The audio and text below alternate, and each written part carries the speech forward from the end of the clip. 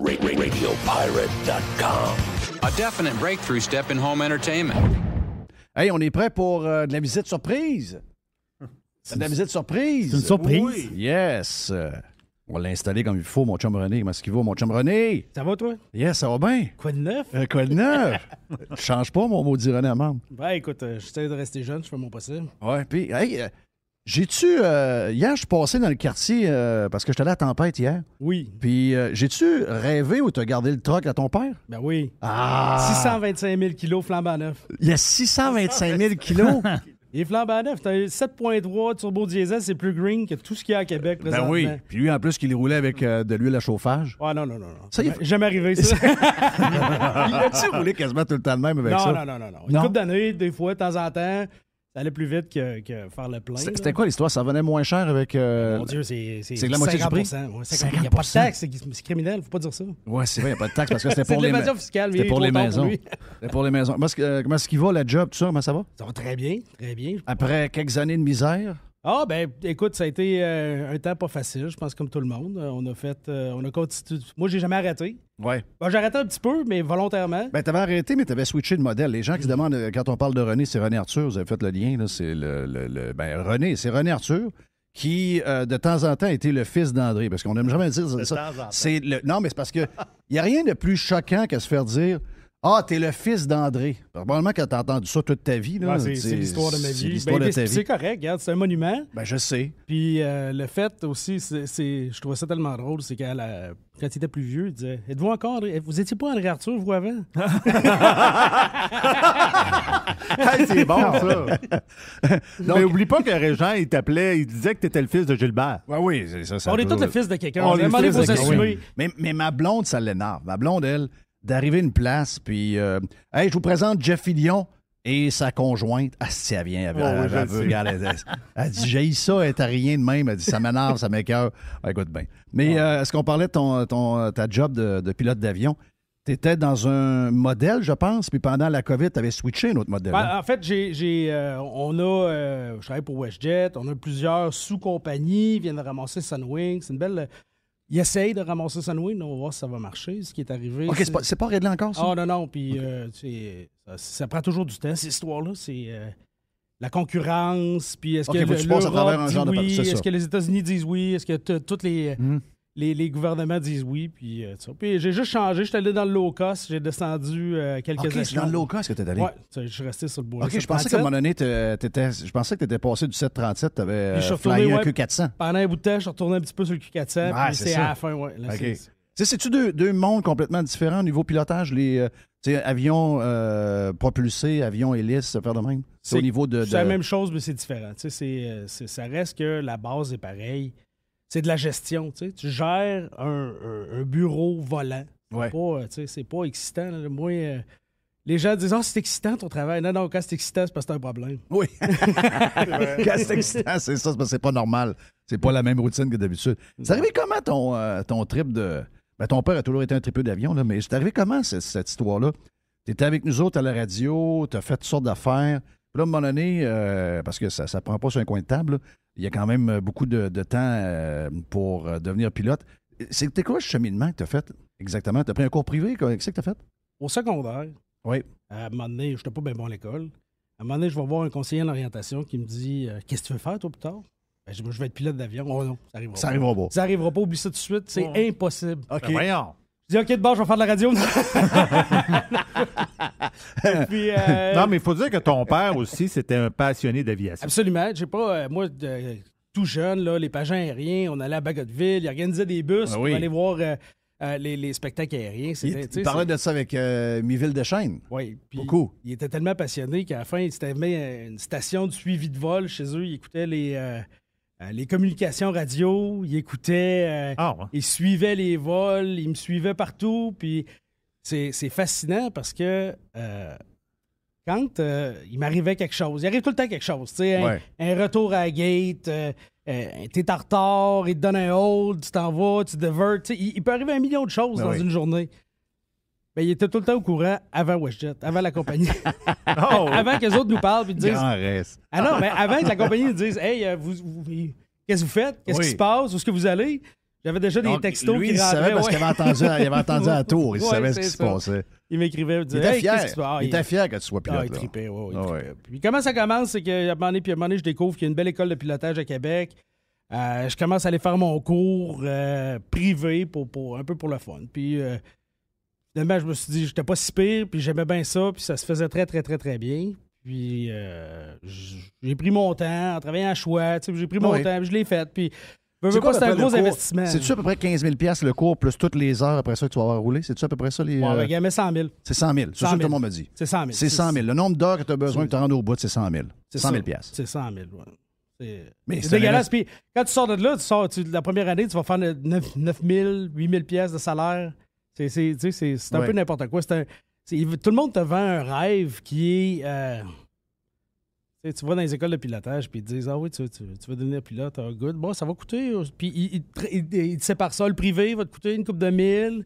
Le commercial va te coûter une couple de 1000. Puis là, faut que tu sois prêt à t'endetter. Puis faut que tu sois prêt. J'étais chanceux. Mais là, ça s'est arrangé un peu, je pense, les salaires. Parce que je me rappelle un gars qui est de retour maintenant à base de Valcartier pour les hélicoptères, mais son père était pilote d'Air Canada, puis lui, il a été pilote chez Jazz.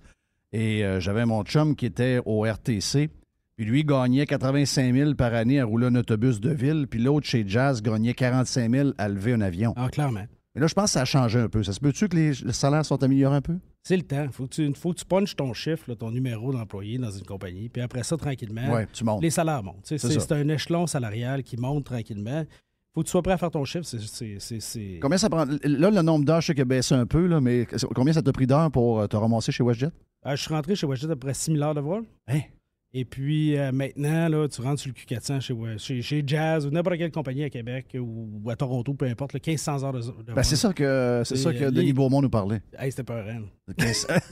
C'est à ce point-là? Ben non, pas tant que ça. Mais je fais des farces. Parce qu'il y a plein de monde qui disait qu'il y avait trop d'heures avant. Puis là, il y en a qui disent, peut-être que 6 000 c'était trop, mais là, peut-être que 1500 c'est pas assez. C'est ça. C'est que la farce, c'est tout le temps de dire on est allé se faire peur dans le Nord. Ouais. Tout le monde est allé dans l'Arctique se faire peur une fois ou deux, apprendre la vraie job. Puis après ça, tu avais un bureau qui est un 737 ou un Airbus ou peu importe.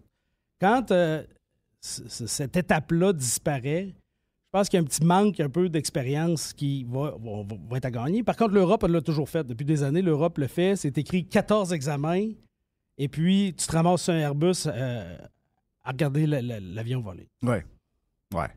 C'est un peu différent. C'est ça. Ouais. C'est différent de la façon que les autres le font.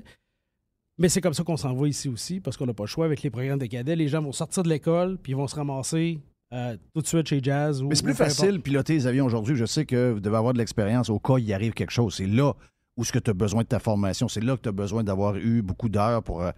c'est quand que tu disais tantôt, quand il arrive des affaires qui sont inhabituelles, c'est comment tu vas réagir à ces affaires-là.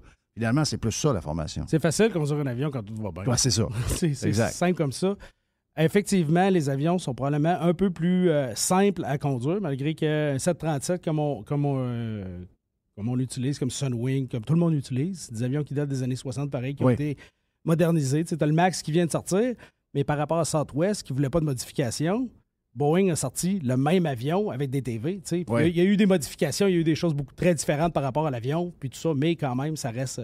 Donc, toi, celui que tu roules, c'est-tu le Max que vous aviez, vous autres? On a des Max, on a des NG, on a des 800. Tu as roulé le Max en face, en masse? Oh oui. Tu n'as jamais eu de problème avec le Max? Le Max a plein de... Je pense qu'à un moment donné, tu l'avais écrit sur Twitter. Ça se peut-tu que tu avais parlé de ça, du Max? Ben, ça se peut.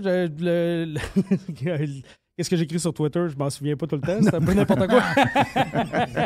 Mais il me semble que dans le temps qu'il est arrivé, tu avais écrit quelque chose. Le Max, c'est un avion... ils ont fourré les pilotes un peu en leur disant... C'est parce que le but ultime, il y a des documentaires extraordinaires sur Netflix et Prime qui parlent de qu'est-ce qui est arrivé avec le Max. C'est que Boeing est devenu une société d'investissement au lieu d'un constructeur d'avions. Oui. Et quand ils ont fait ça, justement, pour vendre des avions à... Southwest, qui est leur plus gros client de 737, ils ont décidé de dire, donc, vous n'aurez pas besoin de faire aucun entraînement supplémentaire pour vos pilotes. Juste, embarquez-les, pas besoin de simulateur, pas besoin de rien. Donc, ça coûte moins cher. Là. Ah ben non, mais c'est la formation des pilotes, c'est épouvantable. C'est des milliers de dollars. D'ailleurs, au Canada, on a un arnaque ce qui est le problème des salaires au Canada, c'est que les 2-3 premières années, ils te font croire, on a payé ton PPC, c'est-à-dire ton chèque sur l'avion, Donc, on va te payer moins cher pour Ouais. que tu le rembourses. C'est ça. Ça, c'est un scam qui est très canadien. Là. Ouais. Puis le Max qui est arrivé simplement, ils ont caché le MCAS dedans qui était pour contrer. Ils ont changé les moteurs qui sont beaucoup plus avancés, beaucoup plus hauts, qui changent la portance, puis le pitch nose-up que l'avion va faire quand tu donnes beaucoup de power avec l'avion. Donc, le MCAS faisait pencher du nez, puis tout le temps descendre le nez de l'avion. Maintenant, il est limité. C'est très différent. Ils ont limité les capacités du MCAS. Ils ont fait ça après les incidents, là, c'est ça? Oui, exactement. OK, donc ils ont fait ça, c'est les changements. C'est quoi? C'est un changement software qu'ils ont fait ou firmware? Les deux, en fait. En fait, c'est qu'ils ont changé le software et ils ont fait tout marchait avec l'angle d'attaque. C'est que si tu perdais ton angle d'attaque, après ça, l'avion se disait « Oh, ben moi, je monte, il faut que je descende. » Ouais. Et il disait « Faut que je descende. » Les pilotes se battaient avec l'avion.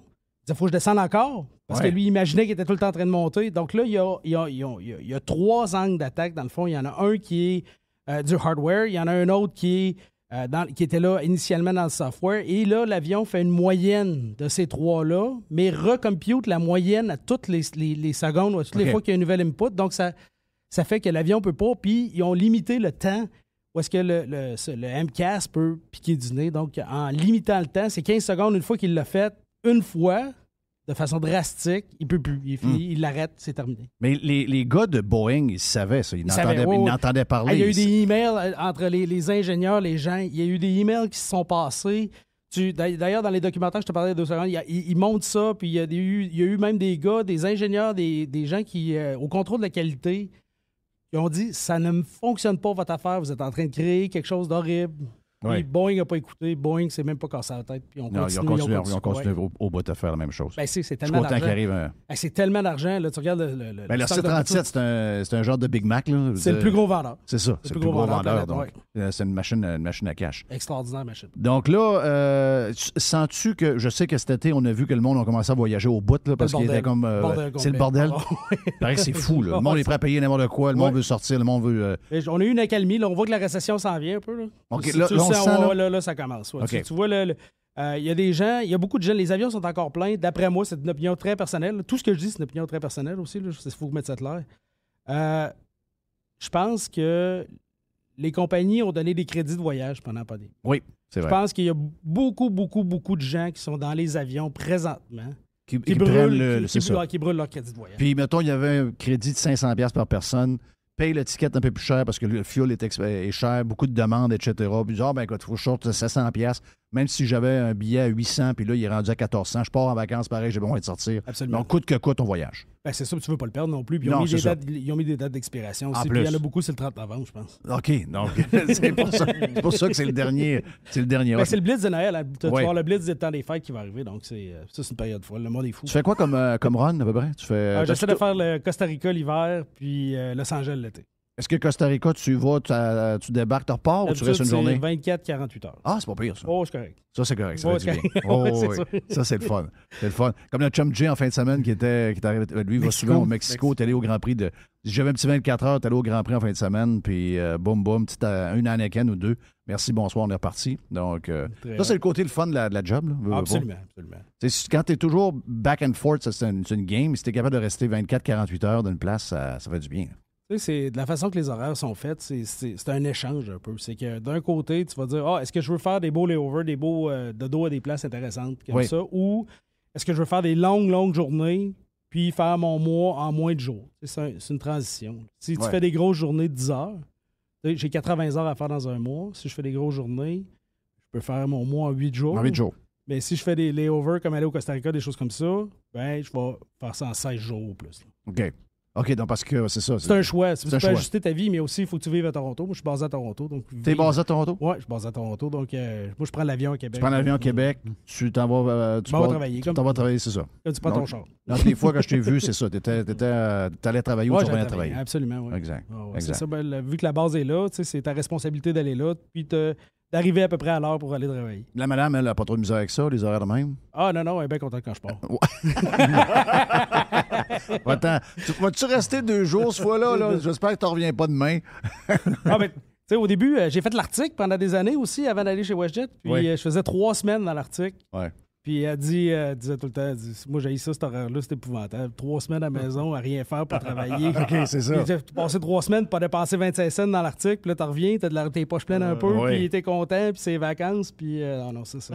C'est quoi la compagnie? C'était quoi que tu faisais exactement? Je faisais du Medevac, de l'évacuation médicale. Je conduisais une ambulance dans l'Arctique, basée à Yellowknife, Cambridge Bay. Oui. Et puis, ça, c'est la job la plus fascinante que j'ai eue dans ma vie. De loin. 3 semaines, donc des trips de 3 semaines dans le coin de Yellowknife. C'est ça. C'est une place que t'as aimé? T'as-tu aimé ça? J'ai adoré Yellowknife. Il y en a qui adorent, vraiment. J'ai vraiment adoré l'Arctique. C'est fret un peu. Ouais. L'été, c'est pas pire. De vivre les 24 heures de jour, Quasiment 24 heures de nuit. lumière, c'est bizarre. C'est unique. C'est unique comme expérience. Tu vas là, puis tu sais, t'es complètement déboussolé. Puis de revenir à 12h, là, ou à peu près, là, t'es là, c'est quoi? On faut souper? Oui, c'est ça. Tu soupes à 11h, tu déjeunes à 5h, c'est...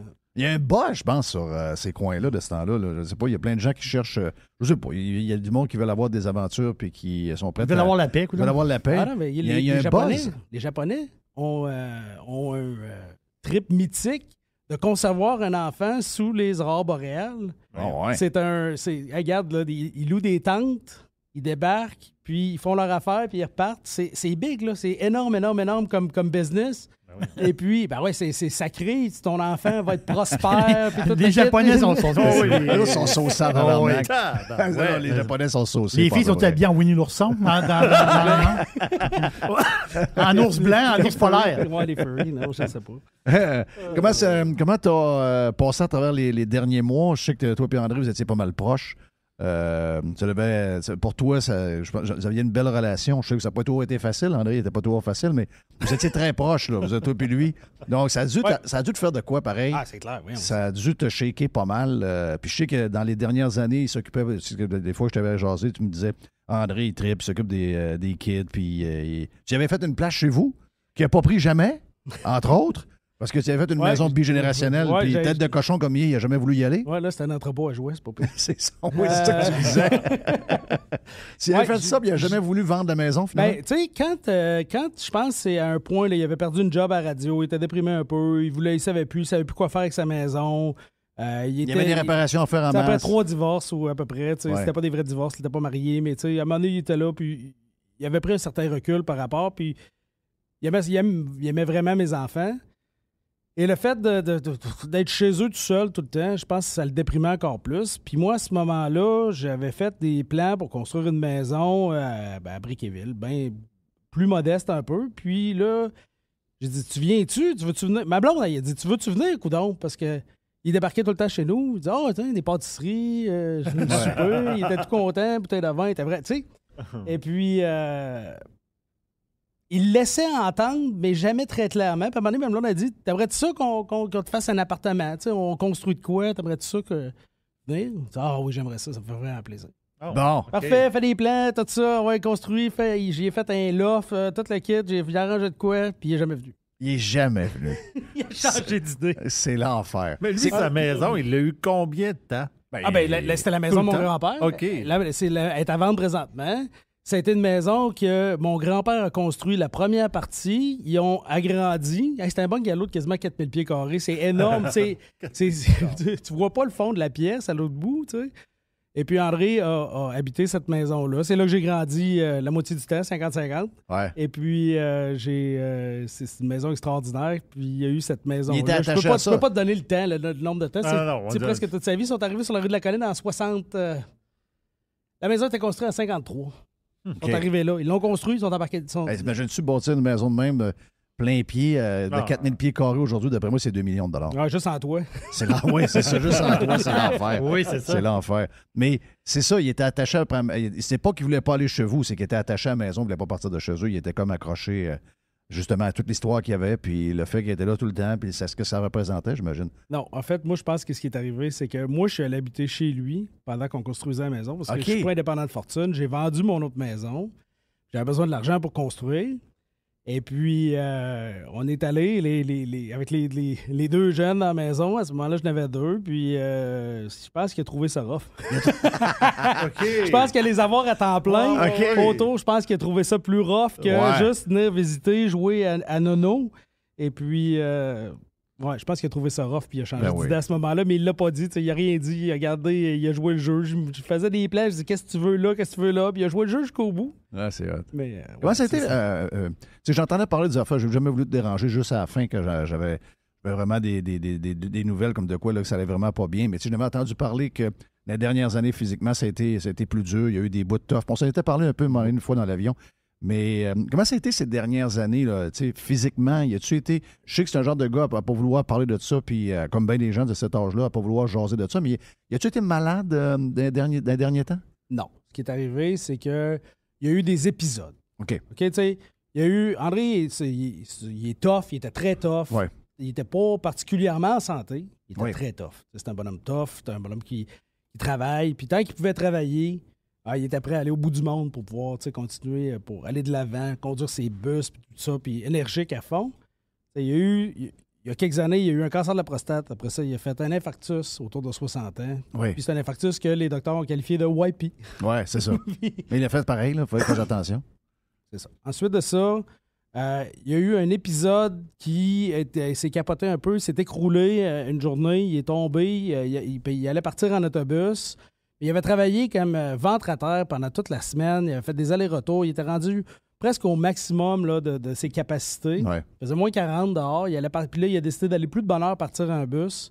Puis il s'est assis c'était dehors et puis il s'était foiré. Il est tombé assis, il a manqué de mourir là, d'hypothermie. Il s'est pris 2-3 heures avant que le monde le trouve. Il était couché dans le bureau, il était couché dans le bus, puis il n'est jamais parti là, avec l'autobus. Là. C'était dans le parking, le moteur virait, la porte grande ouverte, moins 40 dehors. Il n'a jamais réchauffé, il s'était foiré dans les marches. Puis là, voyons donc, toi. Puis pour le ramener, il a été obligé d'y donner les pédales, là, le choqué. Ils l'ont shaké. Ouais, parce que son cœur battait comme à 250 battements à minute quand ils l'ont rentré à l'hôpital. C'était fini, il était sûr que c'était fini. Il y avait quel âge à ce moment-là? Ça fait quoi, combien de temps à peu près? Ça fait avant pré-COVID. Là. Pré-COVID. En masse pré-COVID. Là. OK. Donc 2017-2018. Ouais, mettons, une affaire de même. Et puis ça lui a coûté son permis d'autobus. OK, et si, bon. Et ça là, ça a été le début de la fin pour lui. Bon, c'est ça. Fait que... Parce que ça, mais tu sais, il est là. Et après ça, il est là. Puis dans le fond, ce qu'ils ont découvert par après, c'est que c'était juste un manque de fer. Ouais. Tout ça créé par un manque de fer. C'est capoté. Hein? Et puis... c'est quoi qu'on prend pour avoir du fer? Ben, du lait, c'est quoi? Du foie. Là, du foie, ouais. Du foie beaucoup. Là, c'est manger du foie. Les légumes verts. Et bien, ils l'ont shooté direct au fer. Au fer. Puis là, il est parti, bam. Là. C'est comme si t'avais ils ont enlevé pareil son permis à cause de ça. Ah oui, c'était... Le doc a dit, c'était un doc à l'enfant Jésus qui a pris en grippe. On est donc surpris. Il l'a pris en grippe bien comme faut. Puis si le gars, il dit, je le croise dans la rue, il est fait. Il est fait. Il en parlait. Tu sais, prendre un café avec André. Puis on va revenir tantôt sur les cafés avec André. Mais t'allais le voir. Puis là, c'était... Puis il bourrait. La première affaire qui sortait, c'était il parlait de ce doc-là. Puis il t'a dit, là, s'il y avait eu un bat de baseball, il aurait planté dans le front. C'est ça qu'il le croisait nos fois. Parce que veut pas. La radio, c'est fait de quoi? Mais juste... il aimait en tout cas, il avait l'air d'un gars qui aimait autant faire ce qu'il faisait attends, là, que faire les deux. Là. La radio, c'était payant.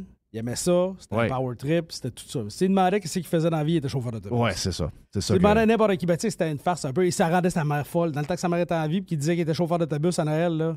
Et boy, elle a tilté. Voyons donc. Il était député fédéral à ce moment-là, puis il faisait de la radio en même temps. Mais tu lui demandais qu'est-ce qu'il faisait, il était chauffeur d'autobus. Il était député fédéral. Ça, oui. On n'a pas oublié ce bout-là. On n'a pas oublié. Je viens de m'en rappeler. Donc, ça, 2017-2018. Donc, à ce moment-là, moralement, à cause de ça, comment est-ce qu'il était? Il devait être... Il y a eu un down, il a eu son fer, il est reparti, il y avait un moral de béton. Il a retrouvé la mère de ma sœur. Après, ils s'étaient séparés, ils se sont retrouvés. Et puis, ils ont passé beaucoup, beaucoup de temps ensemble par après, à se faire des bouffes incroyables, puis à passer vraiment du bon temps ensemble. Puis, de toute façon, c'est tout ce qu'il y avait à faire. Puis là, la COVID est arrivée, donc ils sont comme mis comme... ils habitaient ensemble. Ouais, c'est ça. Et puis... je savais pas ce bout-là. Je savais pas qu'il avait revu... c'est Lucie. Ouais, et Lucie. Puis, ils se sont comme retrouvés, et puis c'était vraiment cute, là. C'était 2 enfants. 2 enfants. Es-tu proche de ta sœur? Oui. Es-tu, oui, assez proche? Absolument, oui. Donc, vous autres, t'as toi, il y a ta sœur, puis c'est tout, là. Ben, qu'on sache, oui. Non, OK, c'est ça. Oui. Mais ta sœur, elle a quoi? Parce que quand je me rappelle qu'on envoyait... Elle a 25, OK. Donc, c'est quoi, à peu près 15 ans de différence. 15 ans de différence avec toi. OK. Quand même. Yes. Le temps passe vite, moi, quand je vois ça, parce que les premières fois que j'ai vu T'as bien rendu à 28, là. Ouais. Mais la première fois que j'ai vu, c'était un enfant, là. Tu sais, tu dis, la croisais dans le stationnement, c'était un enfant. Le temps passe vite, c'était peurant. Ça nous donne... Ça nous fait peur quand on regarde ça, là. Ça va trop... C'est le malade, comment ça va vite. Ouais. C'est vraiment, vraiment capoté. Mais... donc, à la fin, quand il est arrivé, tu sais, les derniers temps, là, ça avait-tu un lien avec ce qui est arrivé avant ou c'est complètement autre chose qui a fait qu'il est mort? COVID. COVID? Oh, il est mort de la COVID. Carrément mort de la COVID. Et André s'est jamais abstenu de faire quoi que ce soit. Il était chez nous, mes enfants pleins de morts, il les prenait, puis il jasait avec eux autres. Tu sais, il n'a jamais arrêté une seconde de vivre. C'est sûr que si on aurait su, ou on avait su à ce moment-là qu'on avait la COVID, j'aurais dit reste chez vous. Là, oui. Mais c'est pas nous autres qui a donné. Là. On se comprend bien. Là, oui. Ça soit clair. Non. Et puis, tu sais, lui, le fait de fermer la société, pour ça, là, il trouvait ça la chose la plus aberrante de sa planète. Là. Lui, il venait en cachette chez nous, à Noël, chez nous, a défié toutes les lois, toutes les sanctions. Lui, il était le premier. À André, là. Il était le premier rendu chez nous. C'était le premier à jaser avec mes enfants, premier s'assoit à table. Tu sais, c'était extraordinaire de le voir aller. Puis la raison pourquoi il a pogné la COVID, il a été très malade de la COVID, il était presque correct, il a battu la COVID, mais il a fumé, hein? Ouais. Il a fumé. Ça, c'est sûr. Ma pipe, il se roulait des cigarettes avec du tabac à pipe. Ouais. Et, tu sais, puis ce que le pneumologue a dit, c'est qu'il y avait un MPOC, là, tu sais, dans le fond, c'est genre de tâche. COPD, le COPD. OK, ouais. Puis il y avait ça dans les poumons. Puis quand c'est rentré là-dedans, ben, il était déjà essoufflé. Puis la joke qui est venue de tout ça, c'est que toute sa vie, tous les docs ont dit « Ah, t'es cardiaque un peu, fais attention, il y a eu un infarctus. » Bon, tout ça, il y a eu des stents qui étaient créés par trop de Michelangelo. Ouais. Mais, tu sais, à la fin, la COVID l'a eu parce qu'il a fumé toute sa vie, puis il y avait un COPD, puis regarde, il n'a pas réussi à s'en sortir. Puis ce qui a flanché, c'est même pas le cœur, c'est les reins, puis le foie, qui n'ont pas tenu les médicaments de la COVID. Ouais. C'est de même. Mais à la fin, il teste négatif, c'est fini. Il change de chambre. Puis, hey, je regardais, là, j'ai des chums docteurs. Là, on essayait de trouver au privé un MRI au genou là, parce qu'il avait mal au genou. Puis là, le doc, il a dit il faut que tu marches, il faut que tu fasses de l'exercice, il faut que tu remontes. Tu sais. Puis c'est ça qu'on cherchait. Puis, wow. J'essayais même de te le plugger quand on se parlait. Ça tu sais, dans ce temps-là, quand il y a une affaire de même, il y a toujours la personne qui a eu la COVID puis qui a donné, elle se sent toujours un peu responsable. Y a-tu du monde qui a fait ça? Non, il n'y a pas tout. Donc, tout le monde était conscient que... lui, il savait. Il l'a toujours dit. Il dit, si Japon, c'est fini. Mais de toute façon, il y avait un bracelet, il n'a pas ressuscité sur le bras depuis des années. Quand il a perdu son permis d'autobus, il se promenait avec un bracelet, il n'a pas ressuscité. Puis c'était clair. Clair. Il me l'a dit, il dit, fais-moi pas ça. Il dit, t'enfarges-toi dans le fil, faites quoi? Mais il dit, moi, il dit, non. Il dit, je veux pas qu'on essaie ça pour rien. Non, moi, il voulait rien savoir de devenir... Les derniers jours, étais-tu capable d'avoir accès à lui ou il était comme isolé? J'étais chanceux, oui. À la fin, on pouvait le voir malgré qu'on mettait un scaphandre, puis j'ai passé... Ouais. Moi, c'est ça, quand il est rentré à l'hôpital, je travaillais. Je suis revenu, et puis je suis revenu à Québec. Et puis, j'ai passé près toutes les journées avec. Là, chaque jour qu'il était à l'hôpital. OK. Tout le monde était là. Lucie était là, ma soeur était là. Ouais. Tout le monde est allé là. Tout le monde a passé du temps avec. Donc, au moins, ils avaient pu le voir parce qu'il y en a une Christie de gang à ce moment-là qui n'a pas pu. Ben oui. J'ai passé 2 semaines dans l'air COVID avec mon scaphandre, je n'ai jamais pogné. Non. Ben, je l'avais déjà pogné avant. Peut-être, c'est ça. C'est ça. Mais puis toi, là-dedans, comment est-ce que tu as filé là-dedans? Je veux dire, comme je te dis, j'ai toujours senti proche. C'est ça. C'est pas ton meilleur ami. C'est ça. André, c'est ton meilleur chum. Vraiment. 100%. Au-delà de ton père. J'ai passé les 20 premières années de ma vie à le rendre fou. Oui. Puis après ça, ben... non, mais tu sais, regarde, on se comptera pas de mentir, là. J'étais déplaisant un peu quand j'étais jeune. Puis quand... Mais il devait se voir un peu, là. Tu sais, je veux dire, il devait se voir un peu en dedans de toi, là, aussi. Il devait pas... Non, je pense qu'il avait jamais vu ça, mais non. Il était pas prêt. Pour être honnête avec toi, je pense qu'il était pas prêt à ça. Tu sais, André, c'était plus intellectuel, plus... il était pas... toujours tout réussi l'école, sans beaucoup d'efforts. Très intelligent, mémoire beaucoup photographique. Donc, lui étudier, c'était rien. Là, toute son université. Ce monde-là qui ont des mémoires photographiques, c'est incroyable. il lisait quelque chose, s'en souvenait, puis il lisait quelque chose, pouvait te l'expliquer, puis c'est comme ça que ma mère me raconte tout le temps que c'était pas juste, parce qu'elle, fallait qu'elle travaille. Elle est allée beaucoup plus loin dans ses études, maîtrise, etc., université, professeur à l'université. Puis elle disait, c'était pas juste, moi, il fallait que je travaille des heures et des heures, puis lui, boum, boum, boum, 2-3 minutes d'un livre, puis c'était arrêté. Puis c'est ça, c'était pas mon cas. 2-3 minutes d'un livre, c'était pas ça. Non, mais c'est ça. Mais il y en a qui ont ça. Ma plus jeune est de même. C'est frustrant. Ils checkent de quoi, ils l'entendent, ils lisent. Merci, bonsoir, c'est rentré pour la vie. C'est quasiment décrissant pour tous ceux alentours qui sont peut-être des fois même un peu plus bright. Peut-être, je ne dis pas qu'il n'est pas bright, pas ce que je dis, mais des fois, il y en a qui sont bright, mais ils ne sont pas capables de rien retenir. S'il n'y a rien qui rentre, rien. C'est ça. Moi, par cœur, c'est dégueulasse. J'ai 3 jeunes et 1, on ne sait pas. La plus vieille, elle-même, elle n'a rien qui rentre. Super bright, super fine, tout ça.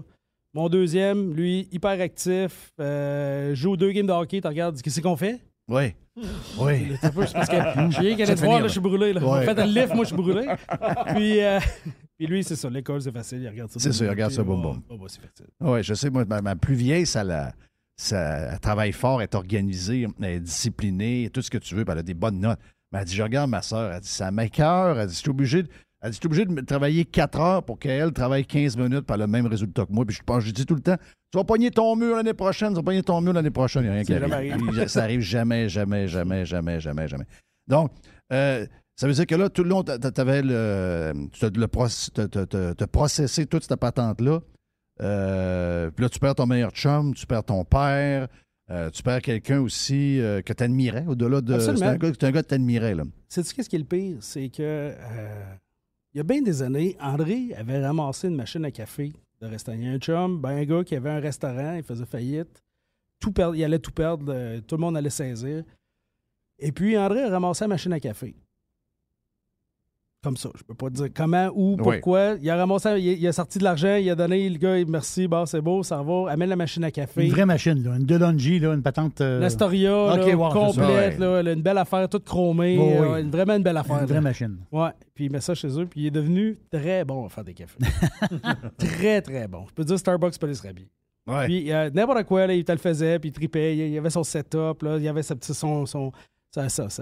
patente pour moudre le café, il avait son sucre, ses affaires, faisait mousser le lait, n'importe quoi. Il faisait tout ce que tu voulais, peut te faire un cappuccino dry. Ouais, il disait ce que tu voulais, il te le faisait. Puis c'était extraordinaire parce que probablement les 5 dernières années, j'allais chez eux et puis je disais, viens prendre un café. Puis c'était l'excuse tout le temps, viens prendre un café. Puis ça durait tout le temps 2h30 de jaser avec. Puis c'est les jasettes. Jaser avec. C'était tellement le fun de t'asseoir seul à seul avec, puis de jaser. Puis pour moi, c'était comme une thérapie à tous les fois, parce que tu vas jaser avec, tu parles en code un peu, tout ça, puis il comprenait tout, puis il revenait, puis il réglait tous tes problèmes en 15 minutes. C'était extraordinaire. Ouais.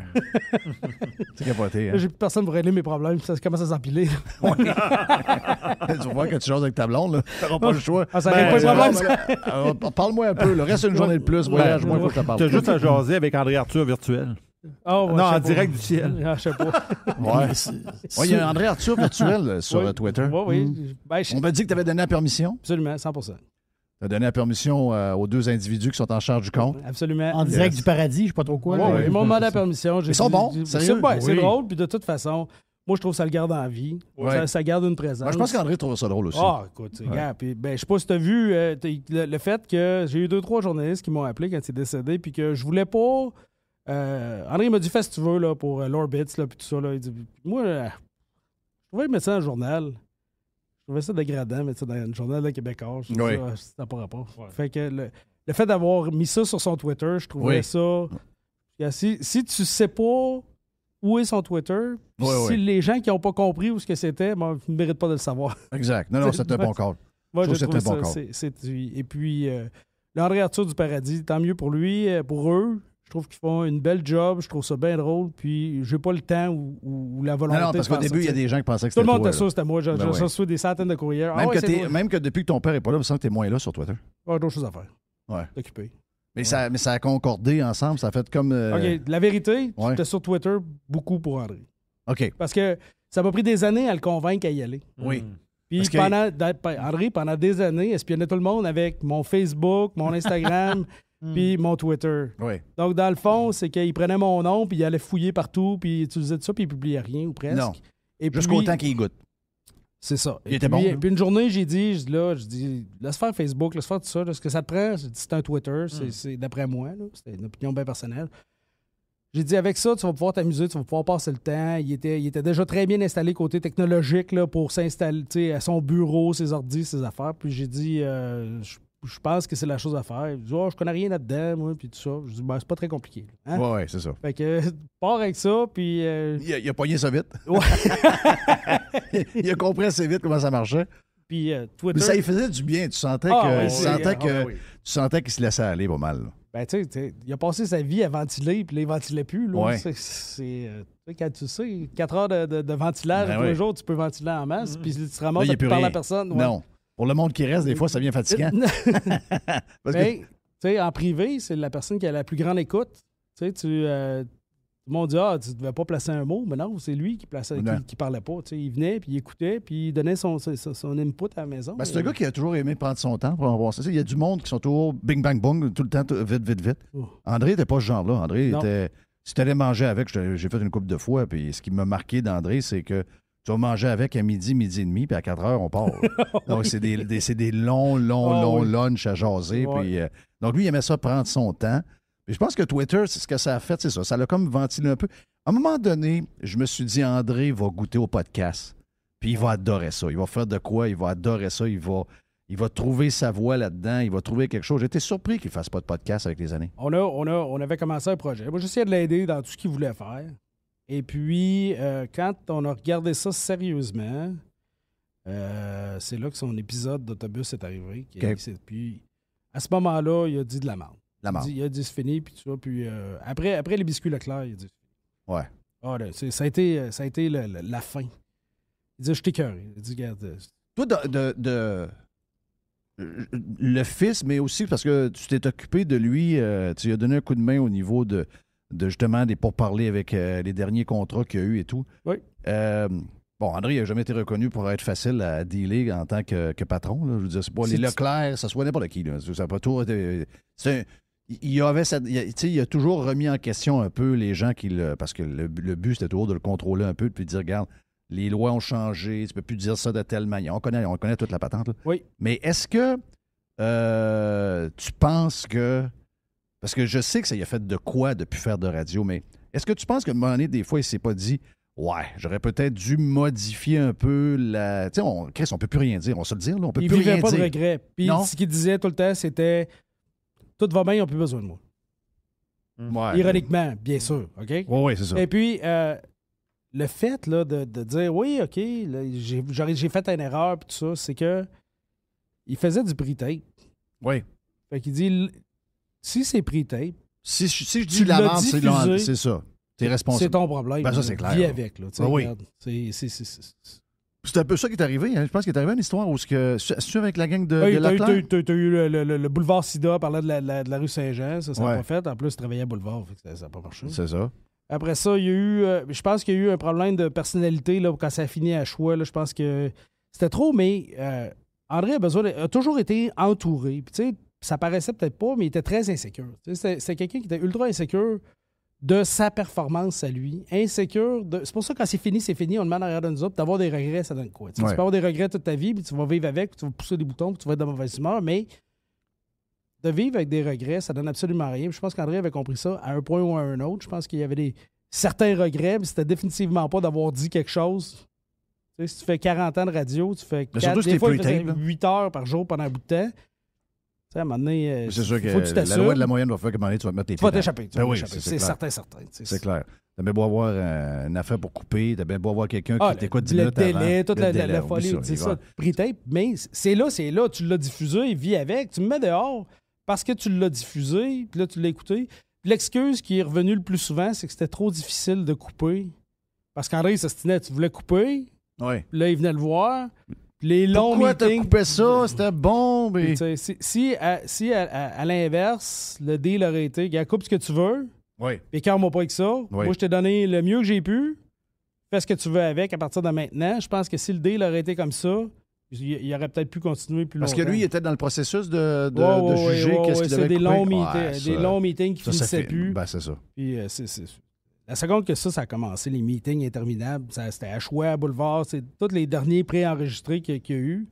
Des longs meetings interminables. Des longues négociations peut finir. Pourquoi tu coupes tel bout? Voilà, t'aurais pas dû... Coupe, puis parle-moi en pas. Exact. Si ça avait été ça aurait été mieux. Ça aurait été mieux. Est-ce qu'il était... tu l'as dit, là, c'est un gars qui... c'est un gars qui... c'est pas qu'il n'avait pas confiance en lui, mais c'est un gars qui a besoin que tu lui dises... André, t'étais bon aujourd'hui. André, il a besoin de... Non, il n'a pas besoin que tu lui dises qu'il était bon. Il a besoin de se sentir entouré. Quand j'ai travaillé avec lui, puis qu'il y avait Jean Landlois, Lise Robitaille, que moi, j'étais là, que moi, j'apprenais la job de recherchiste, puis qu'on était un groupe, puis il y avait tout le support d'une station de radio en arrière en plus, il était en confiance. Il dit, moi... Il dit, je suis pas... Non, le mot que j'ai en tête, c'est lâche, mais c'est pas lâche. Lui, il disait lâche en farce un peu, mais il est pas lâche. Je travaille à côté, ventre-à-terre. Il a toujours travaillé ventre-à-terre. Donc, c'est pas le bon mot, mais c'est un peu ça. C'est qu'avec tout ce monde-là autour, il disait, ça me permet d'être paresseux. Oui. OK? Fait qu'en ayant tout ce support autour de lui, il était en confiance. Oui. Il était backé, puis il travaillait toujours avec deux oreilles. Hein? Il y avait une oreille qui entendait ses recherchistes, puis l'autre oreille qui entendait le produit en ondes. Donc, il était feedé constamment. Donc là, il vivait avec une confiance, il était backé, il y avait 10 cerveaux qui pensaient en même temps, puis lui, il avait juste à faire sa job. Puis, dans les derniers temps, il était tout seul, à parler avec un micro. Ouais. Puis ça a été aussi quelque chose. Ça, c'était un stress épouvantable. Je le voyais, ça le rongeait. Il me disait, viens. Je dis, oui, mais c'est parce que je vais passer du temps, je vais t'aider. Il était carrément seul, à part le petit bout qu'il faisait avec chose, là, le reste était seul. Oui. Ouais, ça, c'est tough. Puis d'avoir été... au début, à Choix, ils ont essayé d'y passer Jérôme Landry. Il s'est sauvé. C'est là qu'il s'est sauvé. Quand ils ont dit à Jérôme Landry, il dit, oui, on va te donner avec André Arthur. C'est là qu'il s'est sauvé. OK, c'est là qu'il est parti à Énergie. Ben oui, c'est là qu'il s'est sauvé. Il ne voulait pas travailler avec André. Gas avait été prévu aussi? Non? Je peux pas te dire pour Gas. Je pense que Gas... je sais pas. Non, mais Jérôme Landry s'est sauvé pour vrai parce qu'il voulait pas travailler avec? Oh oui, ça, j'avais assez hâte de le dire à quelqu'un. Ah ouais? Ouais, mais au début, je pense qu'il avait dit oui. Il n'a pas dit oui longtemps. Non, hein? Je pense qu'il a dit oui pour se trouver une option B, puis après ça, il s'est sauvé, puis il s'est vraiment sauvé. Là, il est capable de se sauver. Ça, je peux te le dire, il est capable de se sauver. C'était épouvantable. Ah oui. Il va s'en sauver encore, d'ailleurs. D'après moi, ça ne sera pas la dernière fois. OK, donc, je ne savais pas ce bout-là. Donc, il voulait faire un genre de pas co-animation, mais d'avoir un genre de sidekick. André avait dit oui à Landry. Il avait dit oui à n'importe qui. Il dit, moi, n'importe qui. Puis c'est là que Robbie arrive. OK. Ouais, ça... En tout respect, là, je veux dire. Non, oui, écoute, ça a été bien correct. Il a fait la job. Robbie a fait ce qu'il pouvait, puis je peux pas, rien, tu sais. Est-ce que Lise, est-ce que c'est un... Je sais pas comment ça a fini. Lise était avec lui au 100.9 dans les premières années. Oui. Et à un moment donné, ça a fini avec Lise. C'est-tu qu'elle a pris sa retraite? C'est-tu qu'il y a une chicane? Non, il n'y a pas de chicane. Non. Mais elle était importante pour André, Alain. Clairement. Justement, dans ce que tu disais là, dans son confort, elle était en charge. Elle était en charge, elle était organisée. Oui. Elle savait où qu'elle s'en allait avec ses flûtes. Elle était travaillante. Elle était là, elle était sa coche. Lise, il n'y a rien que je peux imaginer. Je peux te dire que... je peux pas dire 50%, mais une grosse partie du succès qu'André a eu était grâce à l'équipe d'appui qu'il y avait, puis dirigée par Lise. Puis c'était rodé pas à peu près, là. Non, c'est ça, tout marchait au quart de tour.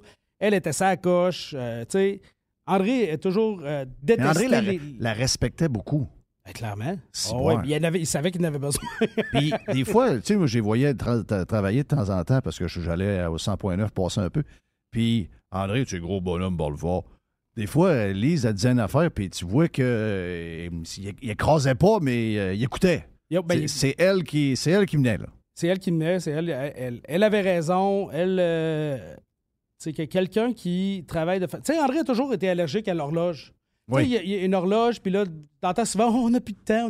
Ah, excuse-moi, fuck off. T'as rien qu'à continuer, tu vas faire de la meilleure radio, tu vas faire... Si c'est bon, continue. Si c'est poche, on passe à d'autres choses. Puis, exact. Tu sais, Lise était Elle snappait. C'était OK, c'est assez, c'est fini, puis OK, on passe à d'autres choses. On passe à d'autres choses. C'était pas une question de temps, c'était OK, c'est rendu plat. Comment ça a commencé avec elle? Il l'a connue comment? C'est la sœur de Lucie. C'est la sœur de Lucie, c'est ça. C'est la sœur de Lucie exact. qui était... puis je pense là, je suis pas sûr, ça faisait tellement longtemps.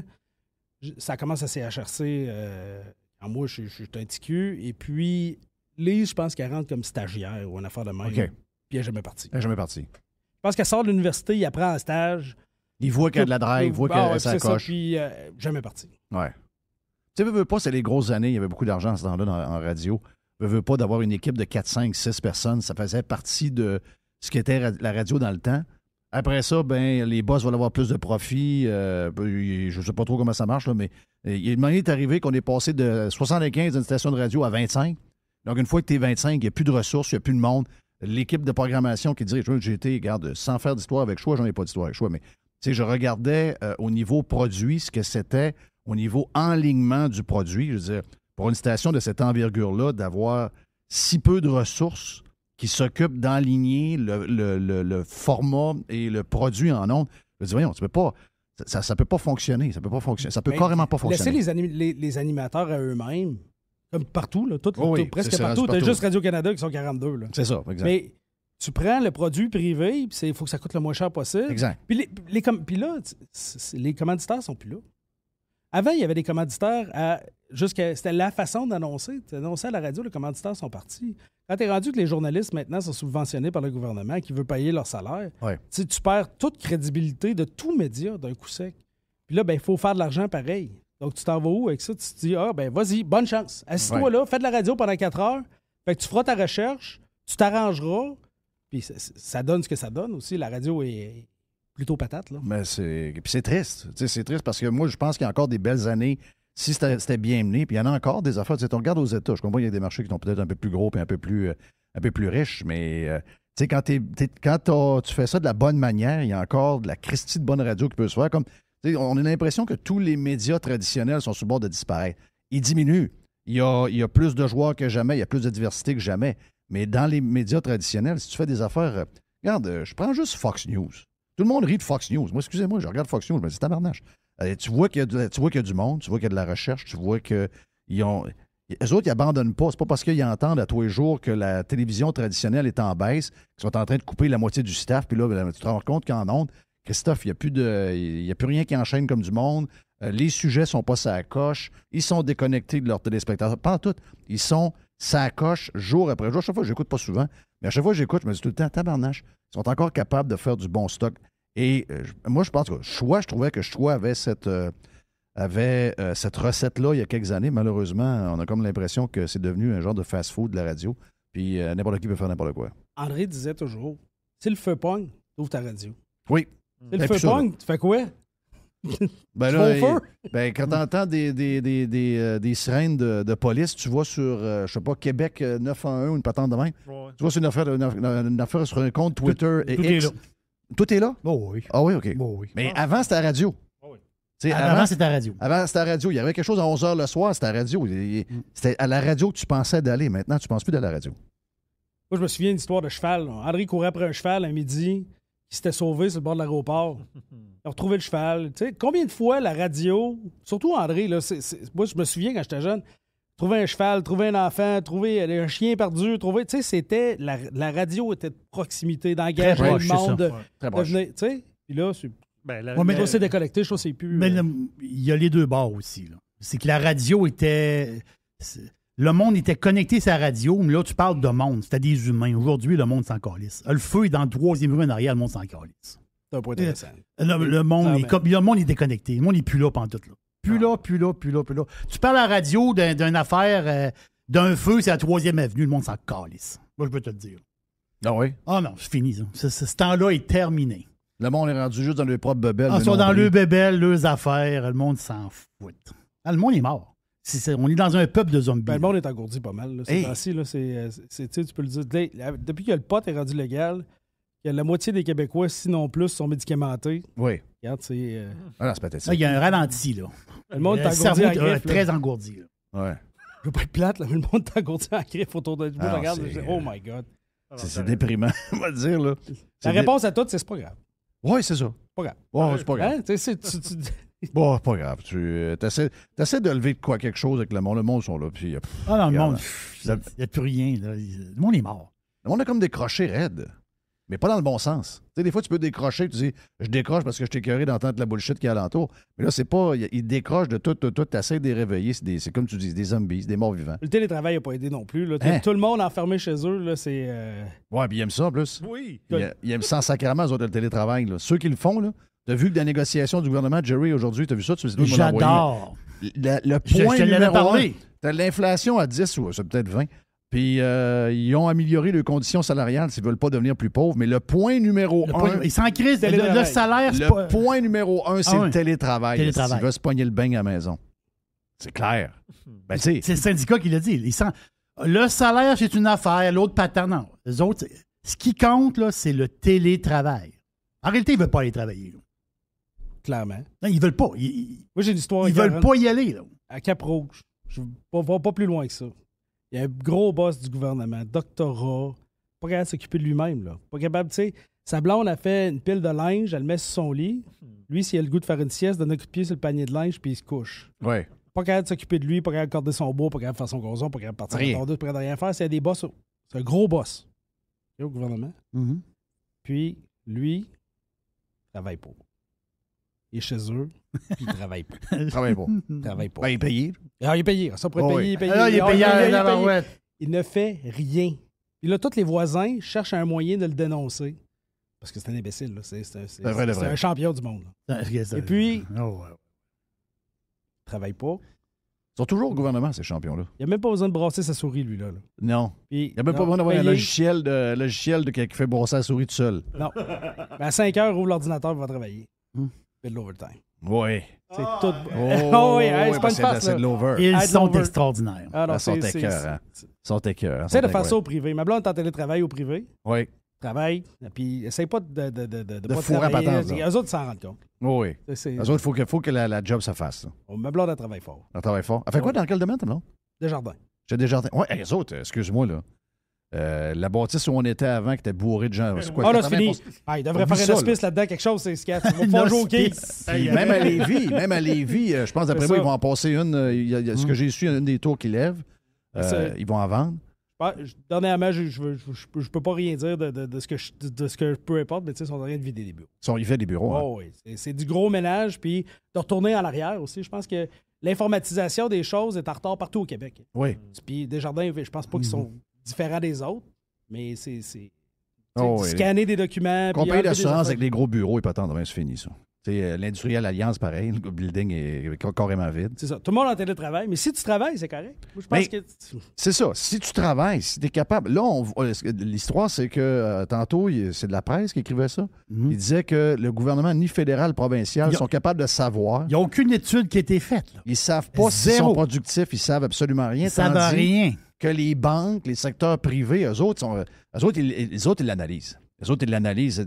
Je veux voir à distance si tu travailles comme du monde. Des statistiques. Combien de temps tu as parlé à tes collègues? Oui. Combien de temps tu as travaillé? Tu as été dans quel logiciel? Tu as fait ça combien de temps? À qui tu as parlé? Tous les téléphones rentrent par l'ordinateur. Quel numéro de téléphone tu as parlé? Pendant combien de temps? Puis, ils sont tous enregistrés. Donc, à quel sujet tu veux aller voir? Tu punches n'importe quel téléphone puis tu vas l'écouter. Ça, c'est productif. C'est ça. Voilà, man. C'est ça. Es-tu même réveillé le matin? Oui. Oh, oui. Oublie ça. Est-ce qu'André, avec les années, est-ce qu'André t'a dit c'est quoi le plus beau bout de sa carrière qu'il a aimé? C'est-tu à la TV quand il était c'est-tu la radio à CHRC? C'est quoi c'est quand il a fait son bilan là, de son meilleur trip, c'était quoi? Eh boy. Chauffer des bus? Non, ouais. Côté CHRC, c'était une grosse époque, là. Veux pas, là. André parlait souvent Denis Lortie. Oui. Quand Lortie rentrait à l'Assemblée nationale, puis tu sais, j'ai expliqué tantôt de la façon qu'il travaillait avec une oreille ouverte, l'autre oreille, c'est la radio, puis il entend dans une oreille. Ça tire ici. C'est Claude Leclerc qui est à l'Assemblée nationale pour une autre raison. Et puis, qui entend parler que ça tire. Puis là, André, tout de suite, il switch, puis tu sais, c'était instantané. Ouais. Il est rentré là. Des choses comme ça. Aussi, l'histoire, l'autre histoire qui était très fière, c'est... tu sais, c'est des gros moments comme ça. Je pense plus, ça n'a pas rapport avec la station. Je pense qu'on s'en fout complètement quelle station tu étais ou qu'est-ce que tu as fait. Je pense que c'est le moment de radio. Ouais, je comprends. Le Five, Oui. qui fait un vol en uniforme, la police de Sainte-Foy, puis tout ça. Puis André reçoit un téléphone de la police qui dit « Comment ça, tu sais ça, t'en sais trop, faut qu'on se voit. » OK, oui. André s'en va rencontrer la police à... C'est-tu à l'aquarium? À l'aquarium, exactement. Ça, c'est ça. Ah oui, Et puis, il va à l'aquarium, puis 15 minutes avant, ou une heure avant, Lefebvre était à l'endroit où est-ce qu'ils se rencontrent, ou après. Et puis, puis la raison, c'est que la police regarde et dit « Gars, je le sors pas, je dis rien, mais t'es le premier à m'appeler aussitôt que tu l'as. » Puis la police regarde André et dit « On l'a en filature, on le watch, il est en train de faire son gazon présentement. On l'a, on le tient, mais on veut pas on veut pas le pogner avec son arme de service, puis tout ça. Puis André, c'est tout ça, puis il y a des échanges qui se font, puis ces histoires-là, c'est là-dedans qu'il triperait en plus. Oh, oui. Ça, c'est genre de c'était ça. C'était le moment de radio, le moment où est-ce qu'il y avait quelque chose. Parce que tu peux remplir du temps, puis tout le monde va se souvenir, oh, il a sali telle personne, ou il a dit telle chose de pas fin, ou telle affaire. C'était pas ça, André. En Puis fait, c'était du journaliste live. Exactement.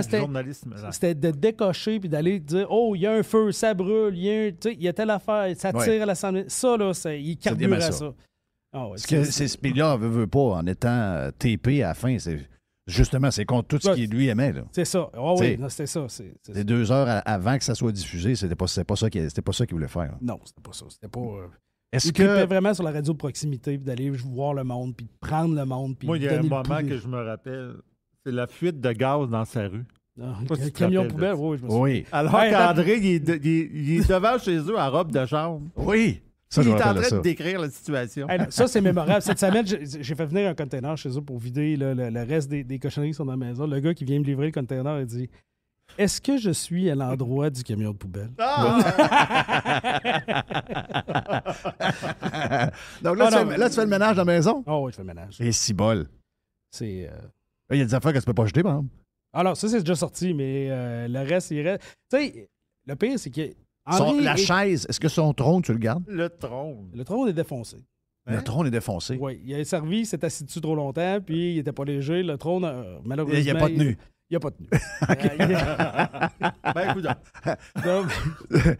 Ça a marqué la vie de Marteau. Là. Faut pas t'oublier ça. Là. Ah ouais? Oh, oui, Marteau, qui a passé Noël. Oui, il dit là, Marteau, dis-moi, cette image-là, c'est dans ma tête, est gravée pour l'éternité, c'est clair. André sur son trône. mais là, tu l'as jeté, là.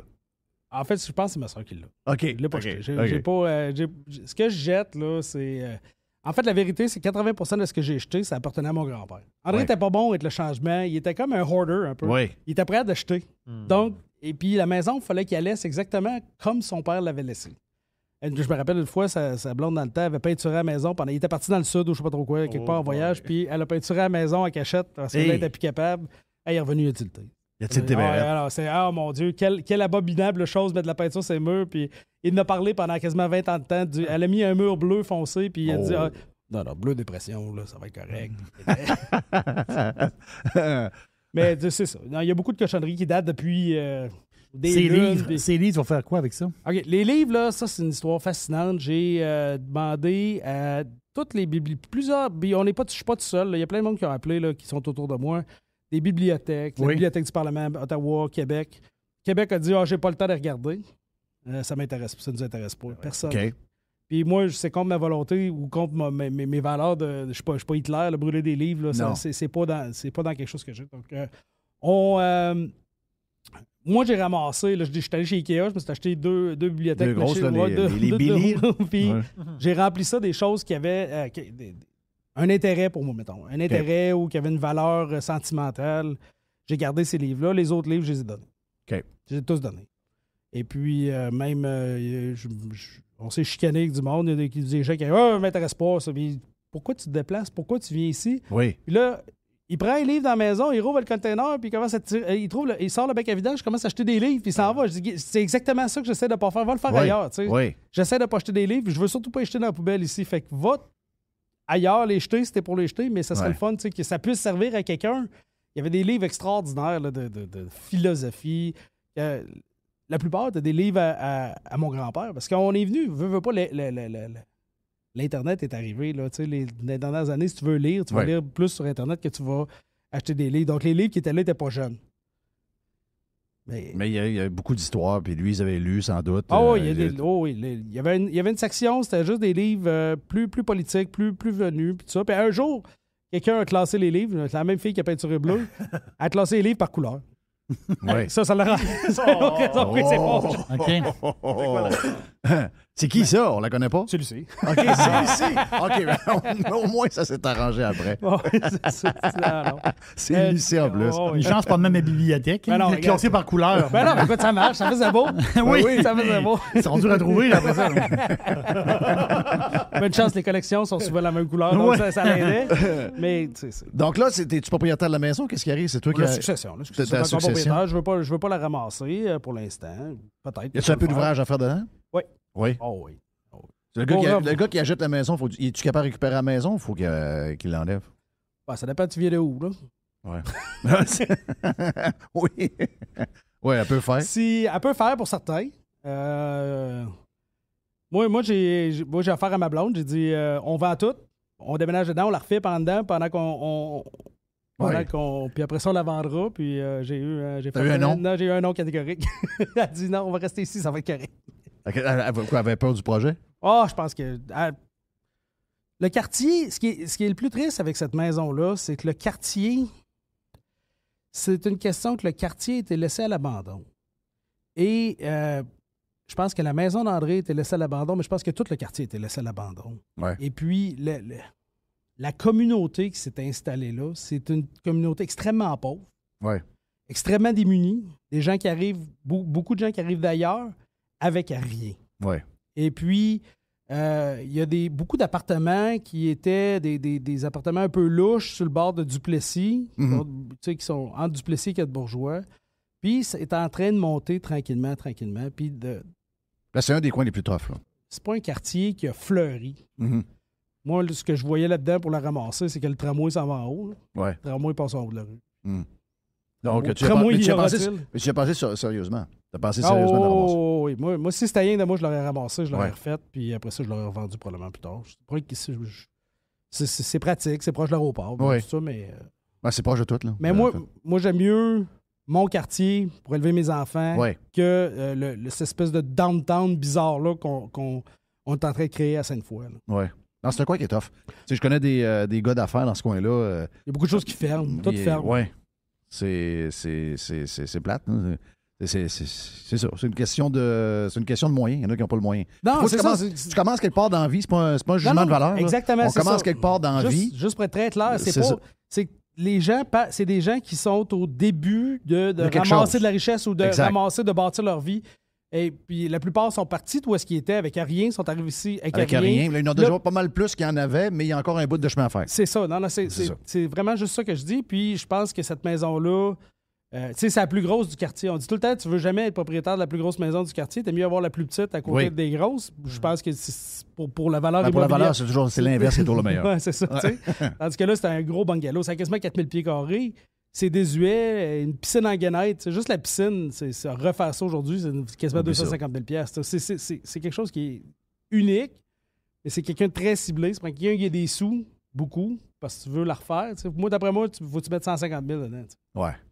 Pas long aujourd'hui, mettre 150 000 $. Non, c'est ça. Tu refais 2-3 affaires, cuisine, des planchers, puis c'est après ça. Il n'y a pas grand-chose d'autre à faire, mais c'est quoi le goût du jour? C'est quoi tu veux, toi? Ouais, c'est ça. C'est toujours la question de qu'est-ce que tu veux pour la personne qui va l'acheter. Et t'as-tu dit, j'aimerais ça que tu gardes ma maison? Non. L'as-tu dit? T'as jamais dit? Non, mais vu que c'était le grand-père, vu que c'était lui, il n'a jamais dit que j'aimerais ça qu'elle reste dans la famille. Il n'a jamais parlé de ça. Il m'a demandé, t'as vu-tu? J'ai dit non. Veux-tu la maison? Non. Mais c'est sûr, quand tu ramasses de quoi qu'il y a de l'ouvrage, là, c'est pas dans quoi d'embarquer. Surtout, moi, je suis parti la moitié du temps. Fait que, c'est ça. J'ai choisi donc, madame, c'est pour ça qu'elle dit là, un peu, wow, là. Moi, Puis j'ai le malheureux plaisir pour ma santé mentale à faire tout seul. Fait que pendant la COVID, j'ai fait une piscine. Fait que j'ai tout seul. T'as fait une piscine tout seul. Une piscine tout seul. Quel genre de piscine? Creusé 16x32 avec tout a refait la cour au complet. Ben, j'étais allé voir les Trévis de ce monde-là, puis tous ces gens-là. Puis, salut, je veux une piscine. Ma blonde a décidé, elle a dit, je veux une piscine. Juste avant la COVID. Je dis, ouais, je veux une piscine. Hein? Okay. Fait que je m'en vais chez Trévi, je dis oui, puis je les ai toutes faites, là. Je l'ai fait une dizaine. La piscine à 40 000 est rendue à 85 000. Ah non, c'est ça. Ouais, il me regarde, il dit 92 000. Ça n'a pas de sens. Non, c'est malade. Ce que tu veux, 92 000. C'est malade. Puis pas avant 3 ans. Ouais, en plus. Ah, OK, c'est bon. Et là, je dis, ben là, cet été, non? 92 000, non, pas cet été. Non, c'est ça. Moi, si tu me charges le double, peux-tu me faire là? Oui, là, c'est ça. Fait que ça, c'est non. Fait que je fais le tour, puis tout ça. Puis là, moi, j'ai pris les off volontaires pendant un certain temps en pensant que très naïvement, ça serait H1N1, que ça durerait 2 semaines, puis qu'on aurait des recalls, puis qu'on recommencerait à voler. Puis absolument pas. Fait que ça dure 6 mois à ma On a maison. tous pensé ça pareil, hein? Ah ouais, moi, je pensais que ça serait ça situé 2 dehors. semaines. Ah, j'ai dit, gars, voyons, les folies, ça durera Ben pas, oui, ça peut pas on durer. sont-tu malades? Ben, Ça ne peut pas durer, c'est trop cave, là. C'est trop fou. Oui, trop fou. Fait que, je dis, plus fou que ça, on s'en va. Nous autres, les entre pilotes, là, on faisait vraiment des jokes. Là, on s'en va chez nous 2 semaines. Oui, c'est ça. 2 vacances, 2 semaines à la maison. Ah non, c'est ça. Le syndicat nous avertissait, dit non, attachez votre truc, ça va durer. Mais c'est ça. Donc là, je fais le tour des fournisseurs de piscine, puis je me berce dans mon garage pendant une couple de peut-être 2 semaines. Là, je suis en train de sur le bord virer fou. J'ai un projet qui est depuis 20 ans. Je refais un Toyota Land Cruiser 77 qui est mon premier char. Wow. Mais là, à un moment donné, je suis tanné, puis ça va pas comme je veux. Puis fait que ma blonde a dit, ben fais-la toi, la piscine. J'ai dit, quoi? Fait que là, j'ai trouvé un kit. Aqua Kit Plus, dans le nord de Québec, sont à. Ils disent, oui, pas de problème. 12 000 $ le kit. Quoi? Mais ça, c'est quoi le kit? La pompe, la toile, les murs de métal, toute la plomberie, tout au complet. OK. Fait que là, moi, j'ai dit, OK.